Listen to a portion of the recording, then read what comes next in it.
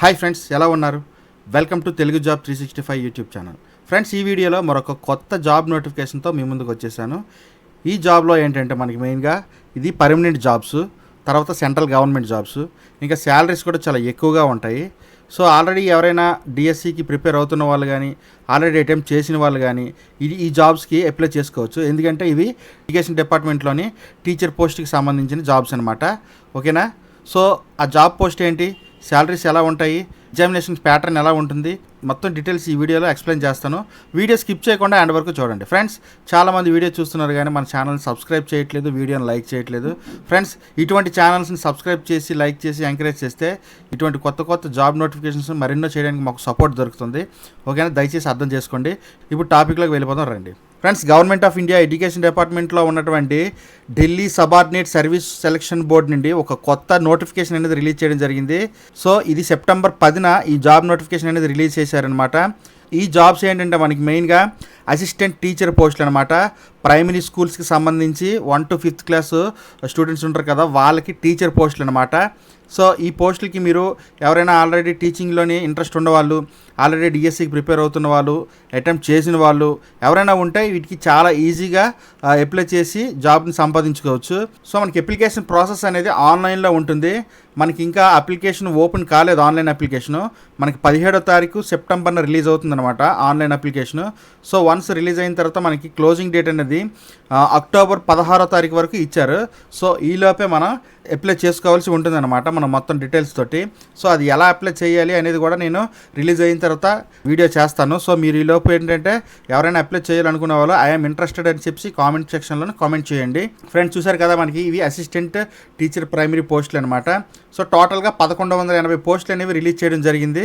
So ఇక్కడ చూసుకుంటే 2 డిపార్ట్మెంట్లు అనమాట. డైరెక్టర్ ఆఫ్ ఎడ్యుకేషన్ డిపార్ట్మెంట్లోని అసిస్టెంట్ టీచర్ పోస్టులు అనమాట ఇవి. న్యూఢిల్లీ మున్సిపల్ కౌన్సిల్లోని మరొక కొన్ని పోస్టులు అనేవి రిలీజ్ చేయడం జరిగింది. సో ఇక్కడ చూసుకుంటే టోటల్గా 1055 పోస్టులు అనేవి ఈ డైరెక్టరేట్ ఆఫ్ ఎడ్యుకేషన్లో ఉన్నాయి. ఇంకా 125 పోస్టులు అనేవి ఈ న్యూఢిల్లీ మున్సిపల్ కౌన్సిల్లో ఉన్నాయి. సో టోటల్గా 1180 పోస్టులు అనేవి రిలీజ్ చేశారు. ఓపెన్ కేటగిరీలో మనకి 50% సీట్స్ అనేవి ఇచ్చారనమాట. మిగిలిన ఓబీసీ, ఎస్సీ, ఎస్టీ క్యాండిడేట్స్కి డివైడ్ చేశారు మిగిలిన పోస్టుల్ని. సో మనకి అఫీషియల్ వెబ్సైట్ అనేది ఇక్కడ మెన్షన్ చేశారు. సో ఈ వెబ్సైట్ లింక్ కూడా నేను కింద డిస్క్రిప్షన్లో ఇచ్చాను, ఒకసారి మీరు వెళ్ళి చెక్ చేయొచ్చు. సో ఇక్కడ వాళ్ళు ఇంపార్టెంట్ నోటీస్ ఒకటి ఇచ్చారు, ఏంటంటే only online applications will be accepted. So మనం ఆన్లైన్లో మాత్రమే అప్లికేషన్స్ పంపించాల్సి ఉంటుంది. మనకి పోస్ట్ ద్వారా కానీ, మెయిల్ ద్వారా కానీ ఏ విధంగా వేరే మీడియం ద్వారా పంపిస్తే ఆ అప్లికేషన్స్ని రిజెక్ట్ చేస్తారనమాట. సో ఈ జాబ్స్కి ఎటువంటి ఎక్స్పీరియన్స్ కూడా అవసరం లేదు. సో ఇక్కడ చూసారు కదా, డిజైరబుల్ కానీ, ఎసెన్షియల్ కానీ ఏ ఎక్స్పీరియన్స్ కూడా అవసరం లేదని వాళ్ళే మెన్షన్ చేశారు.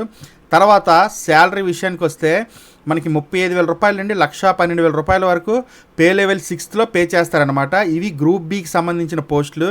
అంటే మనకి general central service and non ministerial, non gazetted పోస్టులు అనమాట. ఇవి సెంట్రల్ గవర్నమెంట్ జాబ్స్కి ఉండేటువంటి అన్ని అలవెన్సెస్ కూడా దీనికి వర్తిస్తాయి అనమాట. సో ఇవి చాలా మంచి జాబ్స్, పే స్కేల్ కూడా బాగుంటుంది.